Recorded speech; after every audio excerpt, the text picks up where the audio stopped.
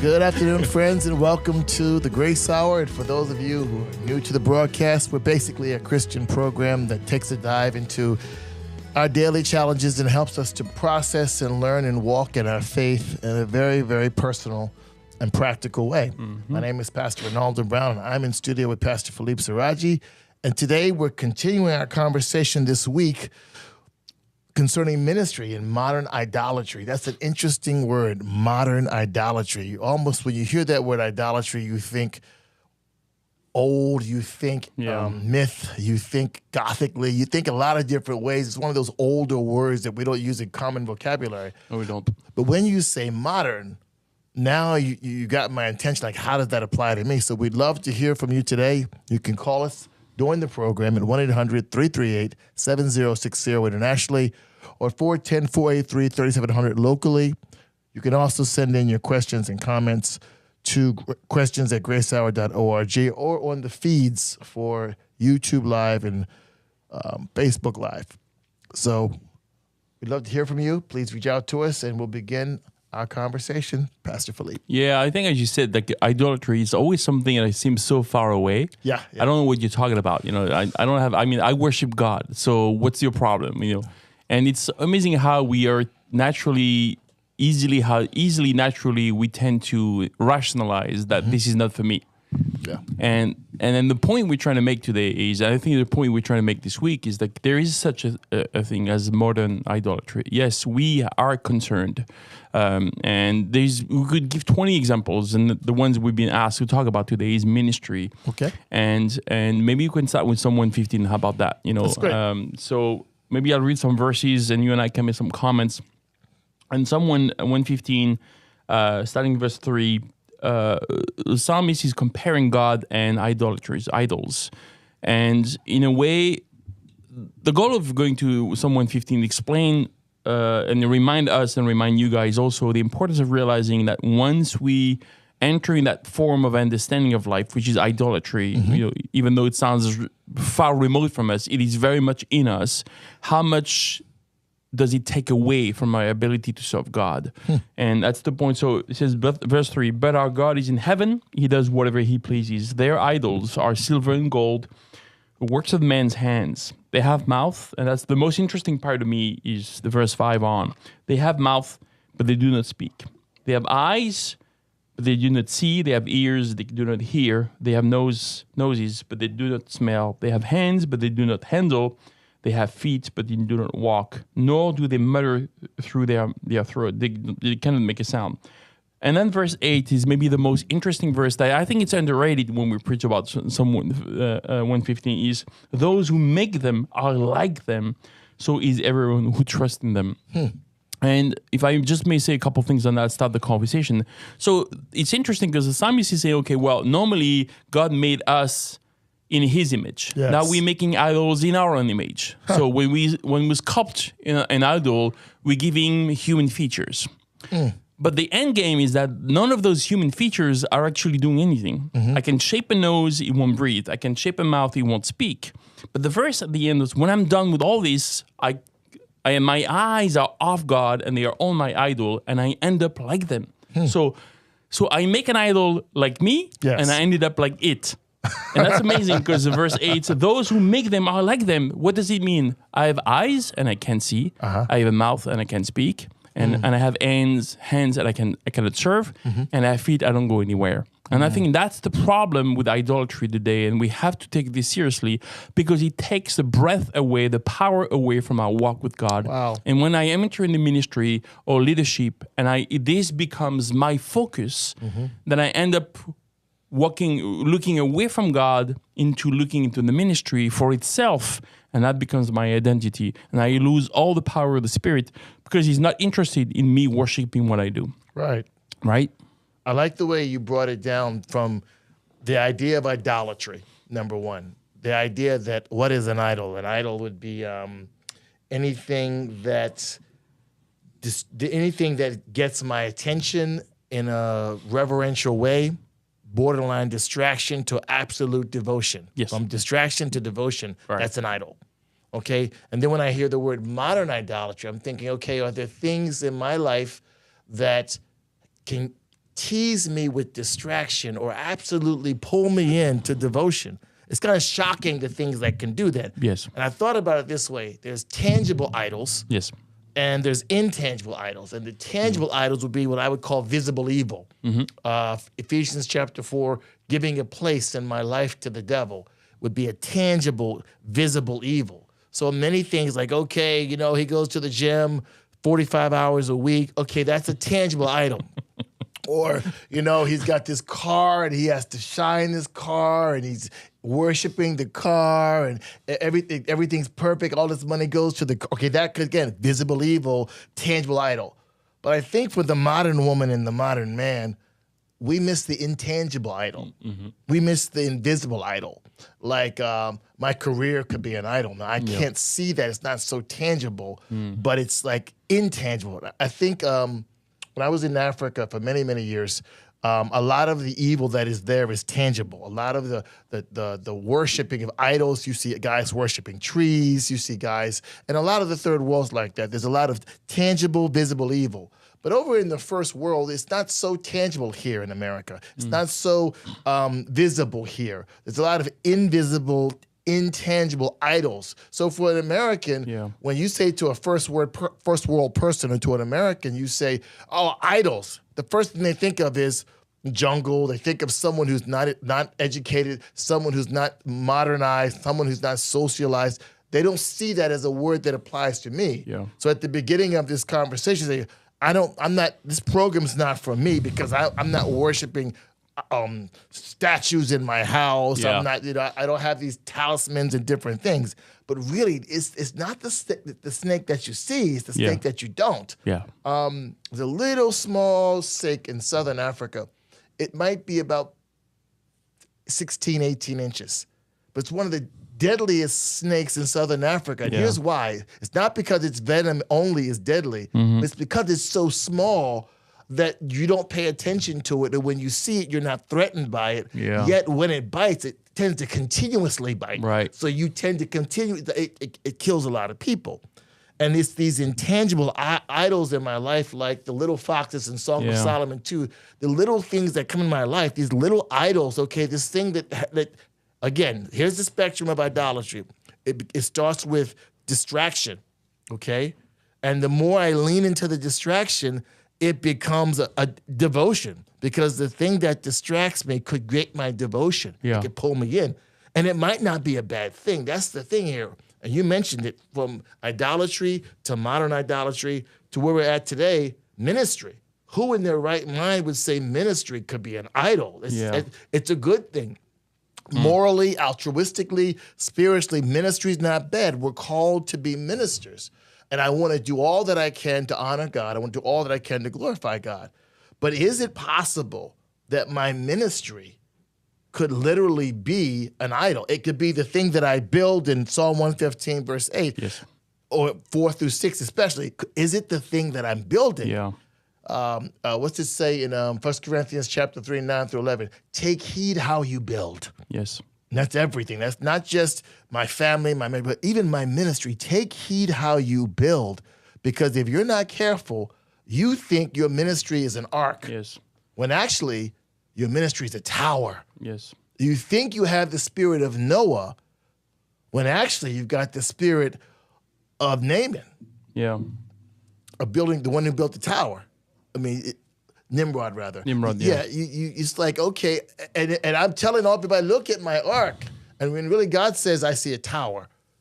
And ultimately, the very reason why God took down the tower was because their worship of God became idolatry of themselves. And that's underneath idols, is the glorification of self, the orientation of self. My idol is really about me.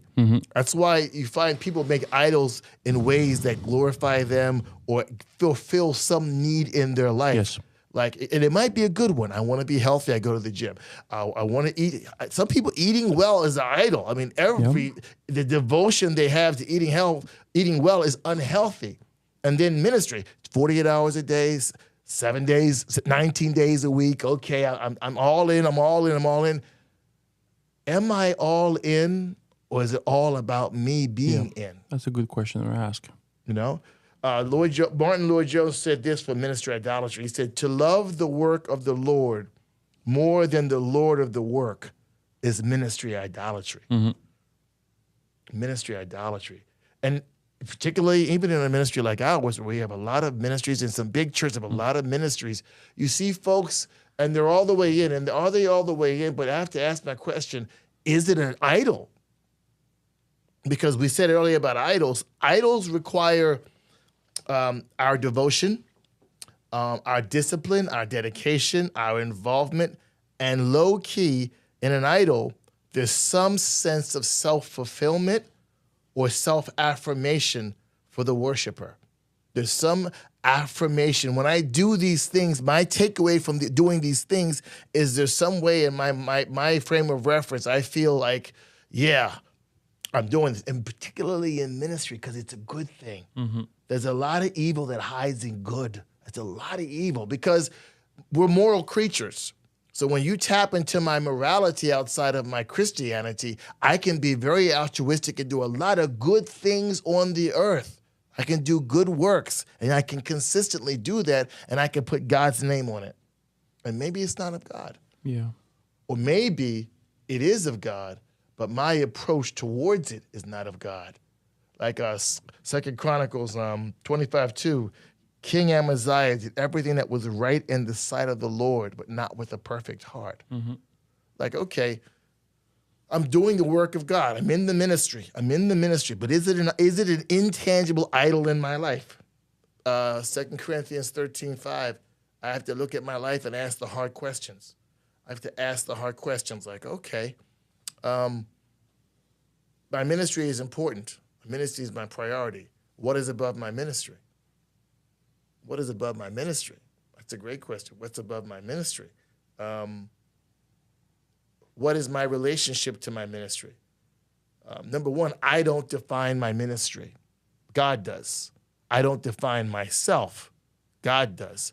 So be careful when what God is defining for you to do does not define who you are.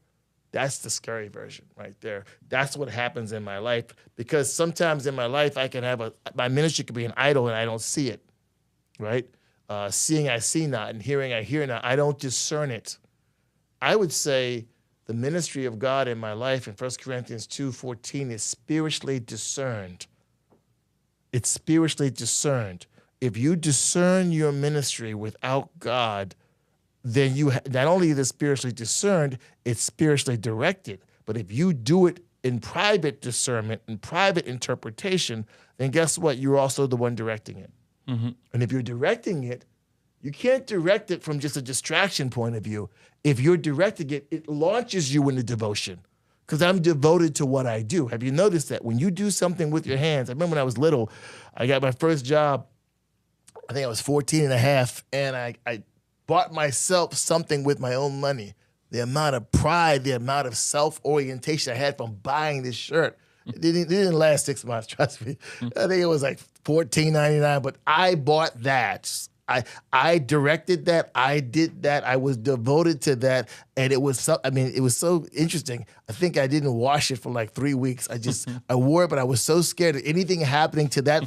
I bought that, you know? Yeah. It's amazing what you attach your identity to with what you do. Yeah. You know, it's like, oh, I did. You see it with parents. When you see your kids, you're like, I did that. That's for me. That's my child. That's me. That's me right there. That's easy to live vicariously in that. Like, yes, you should do that because in you're doing it, I'm doing it. Your success is my success.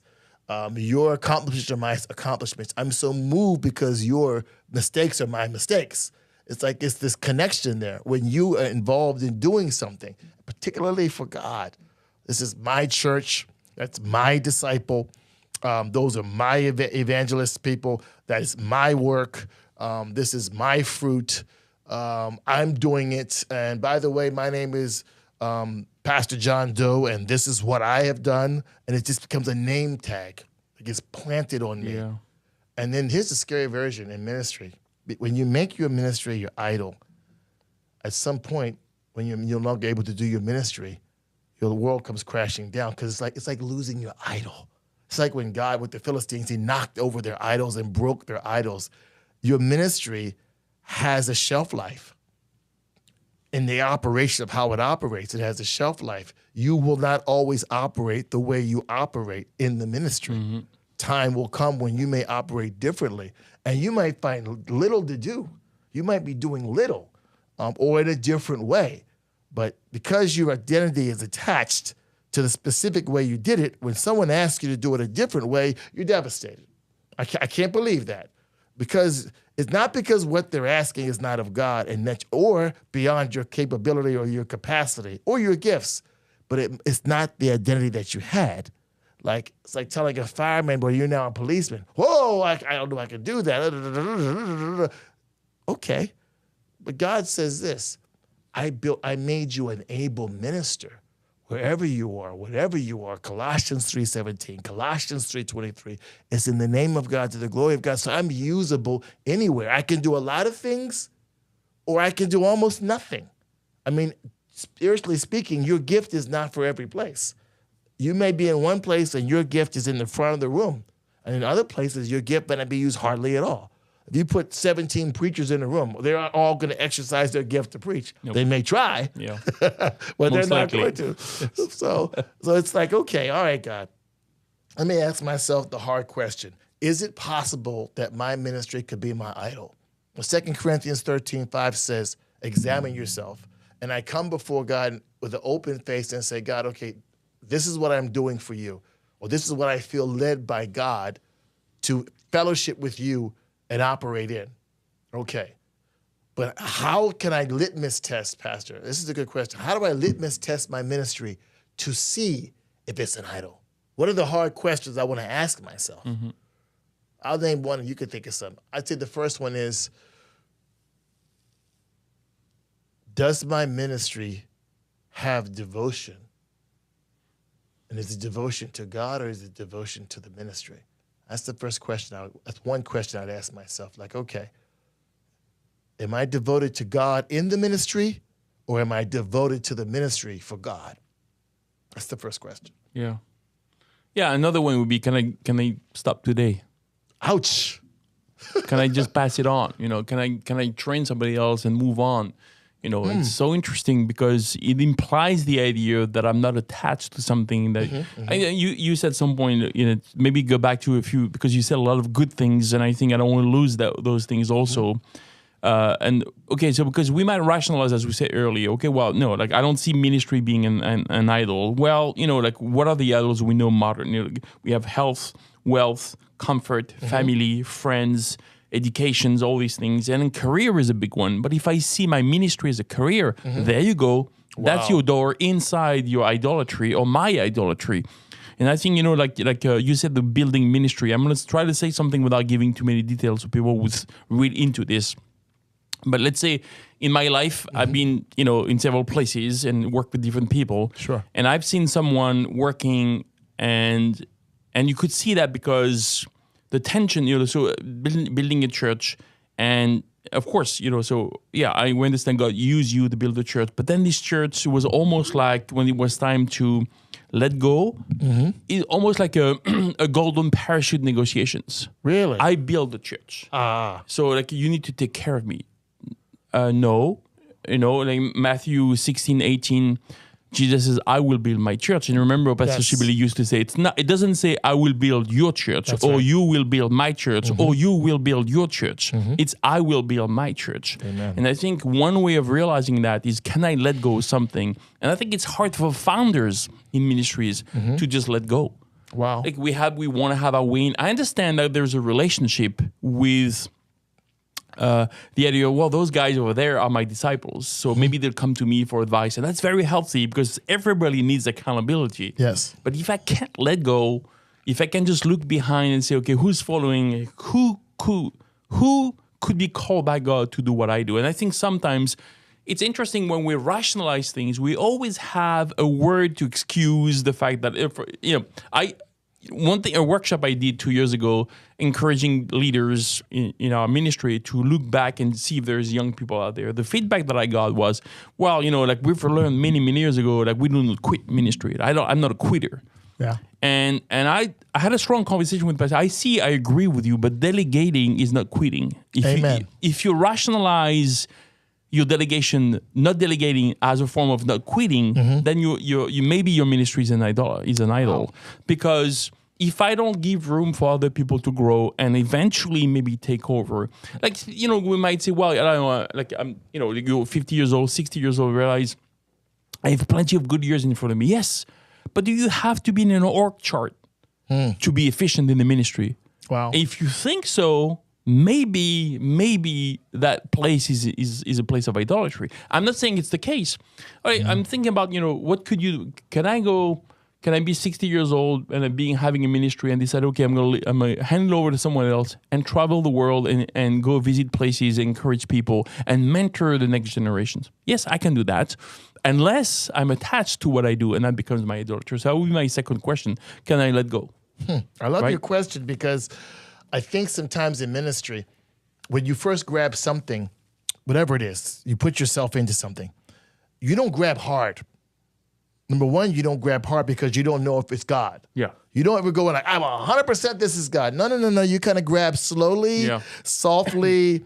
Is this God? Is this? And then God gives you confirmation. He gives you fruit. He gives you value. He gives you all these things that just affirm the fact that, yes, this is my will. Okay, now, at some point, we have what I get on top of it. You see this like with preachers sometimes. They kind of walk in with a bit of trepidation, like, this God what God wants? And then at some point you get on top of the message, like, yes, this is what God wants to say. Like with your ministry, you're like, okay, yes, this is God's will for my life, and I can see it, and I can see God in it, and it's amazing. Then you start grabbing tightly, because when you see God in something, it's interesting. When you see God in something and it's very, very visual for you, you grab tighter. Yes. Because in your mind, interestingly enough, you associate the work with God because you found God in the work. Yes. So you grab it tighter because God is there.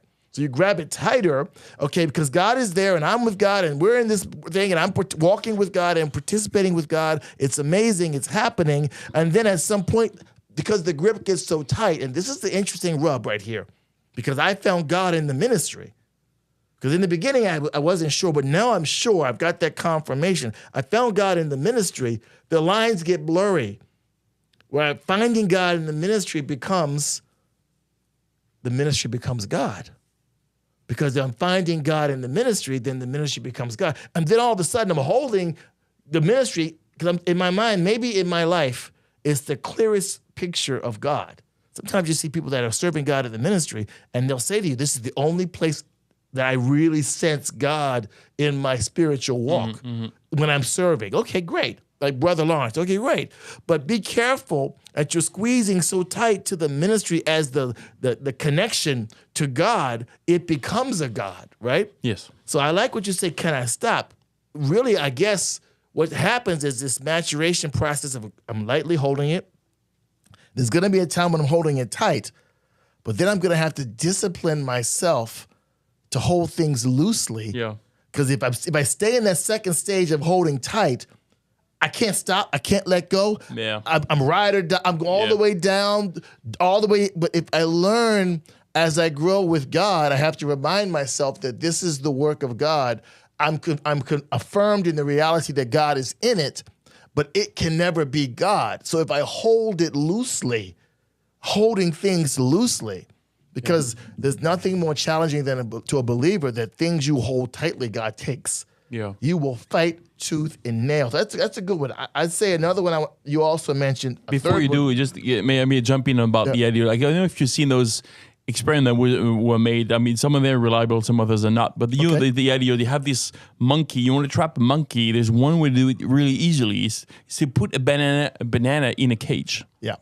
And they got to go in there. They got to try the banana. They can't retrieve it. Yes. They're stuck. And you can catch the monkey, not because he's in a cage, because he's got a grip on the banana. Mm-hmm. So the monkey could let go and leave, but he may not let go because he wants the banana so bad. He's going to get caught. It's the same idea with the image comes to mind when you said that. Yeah. I have a loose grip on things, and that's the way it should stay for 20 years if God calls me in the same place. Mm-hmm. But at some point, I make his church my church. Mm-hmm. And we can wrap this in the idea, I love the church. And we were talking about that earlier this morning, you and I.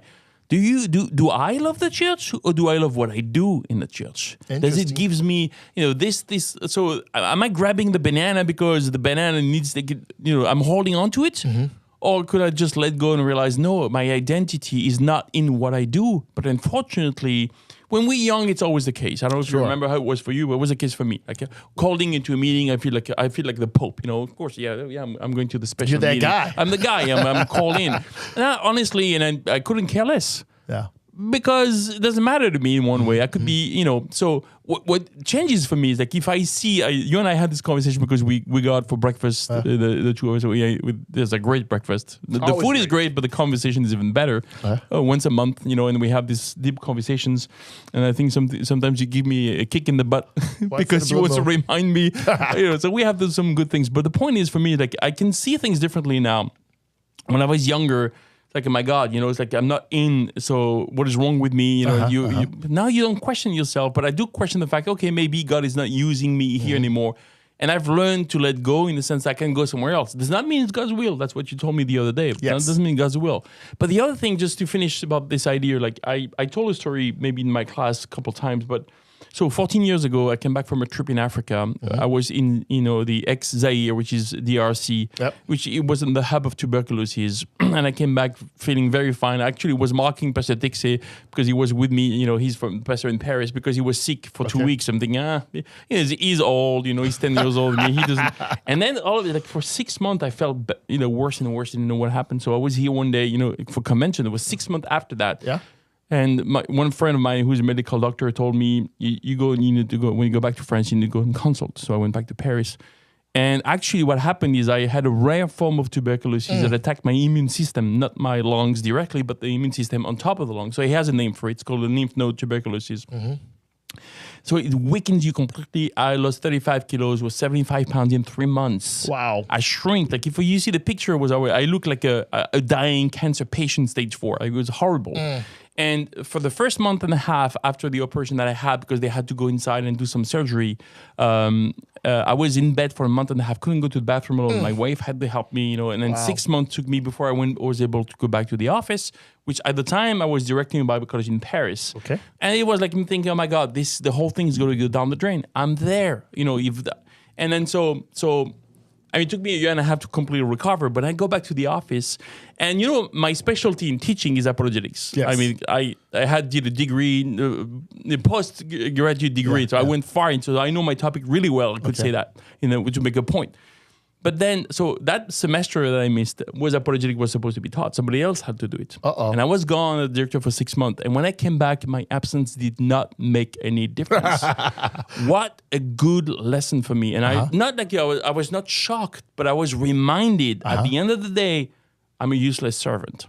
And Paul says to Archippus, Galatians 4, I think 17, you take heed to your ministry, take it seriously, but don't take yourself seriously. And that was such a good lesson for me just to realize, okay, none of what I do matters at the end. My obedience does matter. Maybe my teaching might bless someone. My attitude, walking, in the light, walking as Christ for other people, bringing some word of wisdom, maybe. But if I don't do it, somebody else will. Yeah. I'm not that important. And realizing, and we might, sometimes we think so highly of us, and that's exactly what I think God wanted me to go through that lesson. Yes, it's just, yes, the church needs you, it's a small church. Yeah, okay, well, in one way. No, they need someone to be serving. They don't need Philippe Serradji.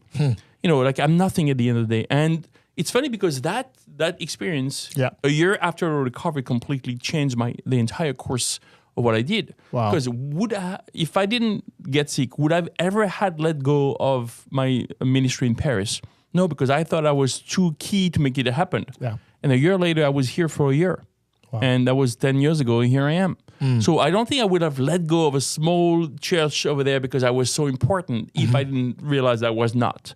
And I think that's for me, it was a big lesson. That's a huge lesson. I'm not important at all. That was the first lesson that I think God wanted me to do. And I think in a way, if you want to ask me the question, was your ministry an idol? With hindsight, yes, completely.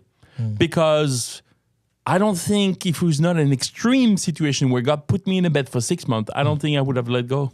Wow. It's the thing I told you about. You grab it Yeah. And in the beginning, you don't grab it. This is particularly with ministry.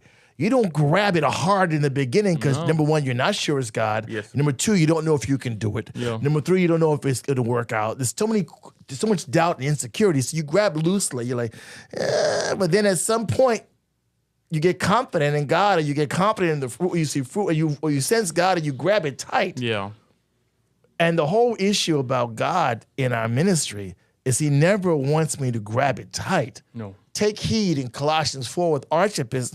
Paul is not telling Archippus, grab it tight. Yes. He's saying, grab it. Yeah. Participate. Don't own it. Because whatever you own, you hold tight. Yes. Right? Like 1 Corinthians 6:19, our life is not our own. Our ministry is not our own. Everything, what do we have that we didn't get from God? And if God can give it, He can take it.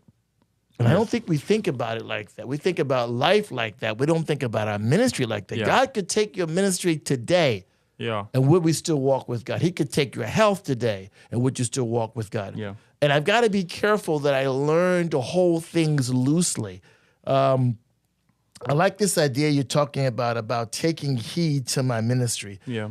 It was given as a caution by Paul to Archippus, but really it's an awareness, an analysis that my vocation is not, my occupation is not my vocation, and my vocation changes Yes. in certain respects. It's different. Okay, I'm called to be a pastor, yes, but how I pastor can vary over the years. Yes. From situation to situation, circumstance to circumstance, era of life to era of life. You will not always pastor the same way you pastored. You may be more involved in decision making. You may be less involved in decision making. You might not stand on a corner for 7 hours. You might stand on the corner for 7 minutes. There's different ways that happens. But I have to say to myself, is it possible that my ministry is an idol? Yes, it is, because of how I take my ministry, how I participate. It's not even about the fruit. Your ministry could be an idol with no fruit. Yes. It's not fruit-oriented. Yes. It's self-oriented. Yes. Because underneath an idol is always affirmation of self. Yeah. That's one of the tricks that goes back to the Psalm 115, verse 8, is that all idols affirm the worshiper. Yes. They affirm so it affirms me and who I am in the flesh. So the problem that we don't worship God is because when we worship God, it affirms who I am in Christ. It's about Him. But any other idol besides God affirms who I am in the flesh. So my flesh loves idols. So I'll make idols. I'll give a place for idols. But the thing I want to say, if I know that my ministry has become an idol, or maybe you say to yourself, is it possible? It's on the table of possibility. Yes. Is it like certain parts of my ministry that could be idealistic? Yes. So if that is the case in your life, I just looked at a few thoughts about that. The first one is I need to reorient my identity, because an idol always misrepresents my identity, always, because it misrepresents the identity of a God. So when I worship it, it misrepresents my identity as a worshiper. So I have to reorientate my identity to beyond what I do, not just my ministry, but my behavior. My identity cannot be behavioral. It can't be. I'm not he's not a monkey because he acts like a monkey. He's not a dog because he acts like a dog. What I act like does not define who I am. And by the way, when you live your life like that, it will ultimately condemn you, because your behavior is not perfect, so it will condemn you. So I have to reorient my identity to God's mind, not my mind. What does God say about me? And that's got to be my base identity. Without thinking about what I do, what does God say about me? Next, I have to recover. Second step is recover divine perspective. Okay, God says this about me. This is God's perspective about me. So I have to recover that, because it's lost in my conscious mind. It's lost in the way I think about myself. It's lost in the way I operate in ministry. What is divine perspective? Okay, God says, I love you, and I'd like to use you to make me known in this way. But I reserve the right to use you any way I want to, based upon my plan and my will for your life. And I know I've given you gifts, but I will determine when those gifts are used and how they're used, not you, and not any direction of how it should be used that way. So it's recovery of my divine perspective. Number 3, the rehearsal of divine priority. My ministry is not my priority. Knowing God is my priority. Yes. Revealing God is my priority. How that fleshes out in whatever I do, it could be that everything's a ministry. That's why really everything is a ministry, because the priority of my life is walking with God. That's the priority. Not just finding God in the ministry, but me walking with God in the ministry. So if the ministry changes, my walk with God doesn't change. I still walk with God. So rehearsal of divine priority. And then finally, number 4, once I'm rehearsing that in practice in my thinking, it revives my personal walk. So there is reorientation, recovery, rehearsal, and then revival in my personal walk. Because it's like you rediscover God all over again. You've been holding the ministry so tight in your hands, like you're the one that shapes and moves and bends it because this is God for you. But when you have revival in your personal walk, you can learn to let go. I can do everything today and I can do nothing. I can be Paul in Philippians 4. I can be abounding and I can be abasing in my ministry, and it's all unto God anyway. Whether we win or we lose or we live or we die, it's unto the Lord, right? Yeah. So there's revival it's a freshness that you'll find. Yes. You will find freshness when you learn how to let go a little bit in your walk with God. You'll find refreshment. Like, I've been doing this ministry for 30 years and I'm doing this thing. I can take a deep breath. I'll find refreshment. Number 2, I'll find contentment. Because when I'm content with how God sees me in my identity, I no longer have to find contentment in what I do for God. But if I'm not finding contentment in how God sees me, then what I do has got to make me content. Yeah. And God has never said that what he asks us to do is where we find contentment. He said we find contentment in him, not in what he asks us to do.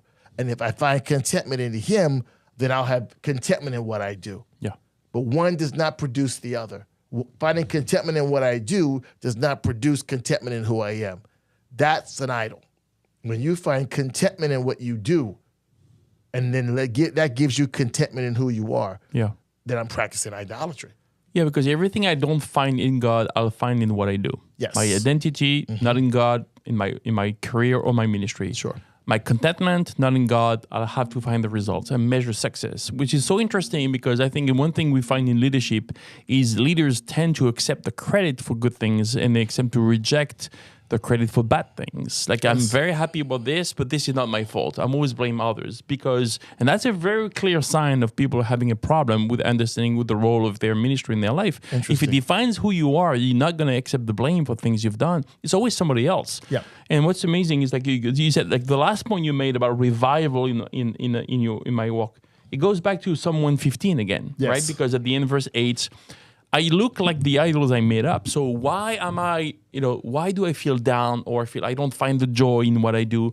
Maybe because I've ended up like my idol. Wow. I made up an idol that has a mouth that can't speak. So I don't have a message anymore. Wow. I don't look up to God. So, of course I can preach the Bible. I can do intellectual work, not a problem. But does it bring me joy?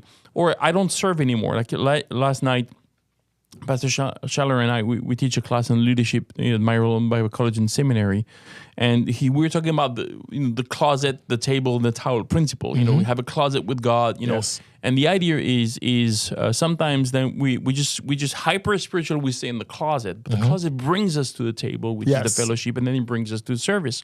And sometimes God speaks to us in service. But if I have hands, but I cannot touch or handle then I won't do anything. There's no towel, there's no service, then there's no life, there's no revival.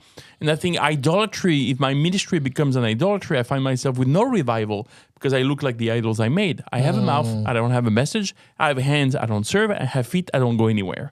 And that's exactly, like the circling back to what we said earlier. I think that's yes. Is revival in my personal life the answer to my idolatry? Completely. I need to depend on God. And if I don't, then, so can you go back to those 4 points? I think they're amazing. Can you repeat them one more? The first step is, okay, I realize that it's possible. It's like, oh no, it's possible. Yes. I can be clean before God and say, my ministry or how I minister, let's just say that way, how I minister could be an idol in my life. Yeah. First of all, there has to be a reorientation of my identity, because if the ministry or how I minister is an idol, it has taken my identity. So I have to reorient that. I've got to not be in denial and be available to the Spirit for reorientation. Another word for reorientation is repentance. Yes. I need the Holy Spirit to change my thinking about my ministry. So the reorientation would be service repentance, and that would be between me and God. And then the next step would be the recovery of divine perspective, which is, okay, I'm not going to think about it this way. I want to know what God's thoughts are about it, and I want to accept and respond by faith in Hebrews 4:2, God's perspective first, not about what I do, but about who I am. Because if your ministry's become an idol, you have lost track of who you are, and it is lost in what you do. So you've got to go back to the tree, because the tree of your ministry is your identity. It's not the work. It's not the fruit on the other side. It's the tree is your identity. So I recover my divine perspective about my identity, and then once I recover that, I rehearse that. John 14:26, God teaches me these things.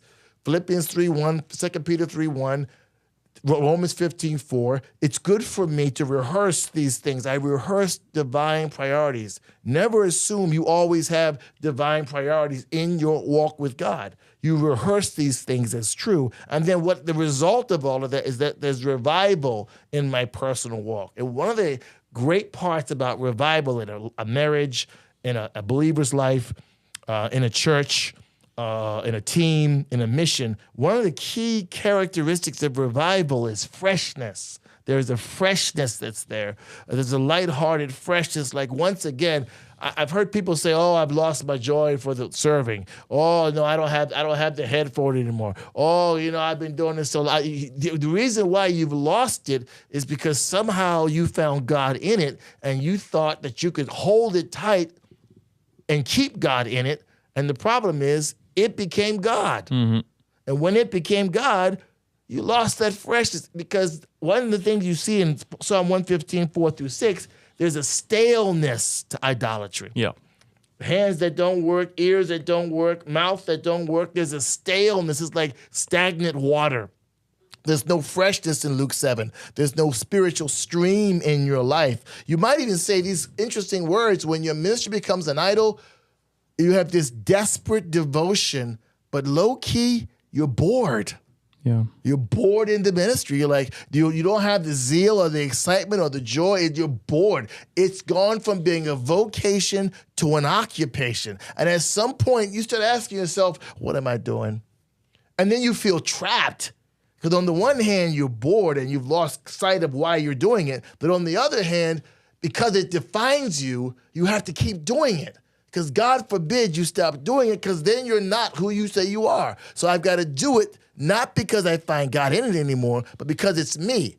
So now it's me, and there's no freshness. I'm stale, I'm bored, I'm frustrated. Here's another word: I'm distracted. So then I don't have an anointing. And that's another characteristic when your ministry is an idol. It loses the anointing of God. Because don't forget, all idols glorify you. They self-affirm. They self-affirm. There's something in the idol that is affirming something in you, which is why you're a ready worshiper. Like, and this is interesting, in the golden calf, when Israel made the golden calf, there was something in the worship of the golden calf that identified and affirmed who they were in the flesh. Mm-hmm. And that's why they built an idol. They built an idol because there were certain parts of who they were in the flesh that were not being ministered to by Moses and God. So they built something that would cater to their flesh. And ultimately, that's what an idol does. It caters to my flesh in some way. And when I do that and I worship that, oh, yes, it's so altruistically, oh, yes, it's for Jesus, when really it's for me. It frames me. It tells the world, this is my spiritual business card. I've had guys say to me, well, I'm the chief director of the such and such, or I'm doing this. It's like you got these verbal business cards. I just said hello. I didn't need to hear your resume or your CV. I just wanted to say hi. Can we have fellowship without throwing titles at me? Hey, by the way, and you know what? Such and such happened. Well, I was the guy behind that. Well, I didn't know it. You just did. You just told me. Thank you for that. So now I'm poor because I won't get those minutes back from life. Yes. Yeah. But it's been a great program talking about, and this is a good question. Sometimes it's good to kind of rehearse these things in your heart and just listen to God and say, okay, God, maybe my ministry or the way I minister is not an idol, but I'm gonna start calling it the Serradji test. Can you stop it today? I'm not talking about discipleship, but can you stop it today? The way you minister, if God said to you, stop it. And of course you say, well, yeah, Renaldo, if God said it, yeah. Would you? Are you sure about that? Are you sure about that? That's like the guys say, well, if Jesus was here, I'd be saved. But he was here on the earth then, and then he get saved. So don't give me that visual. Crucified him. Yeah, they killed him. So he was here. You'd be one of the guys in the line killing him. So of course. I mean, you'd be like, give us Barabbas. Yeah. So that's a great thing to search your heart. And as we think about this in ministry, I don't want to be King Amaziah. He was 25 years old, served God for 29 years. And imagine serving God without the wrong connection, without the right communion, rather, connecting with God. So as we close the program today, think about these thoughts, pray about this, ask God, go before God and ask him the hard questions. There's nobody who's ready for your hard questions like God. And if you have a chance, we'd love to hear from you this week. Write into us during the programs that are on this same time from 11 to 12. We'd love to hear from you about this great theme. Thank you for joining us. Don't forget to subscribe to the show on YouTube, Apple Podcasts, Google Podcasts. We're there. We'd love to hear from you. And we're also here on Wednesday night, 6025 Moravia Park Drive. Service at 6:30. 7 o'clock, rather. God bless you. Bye.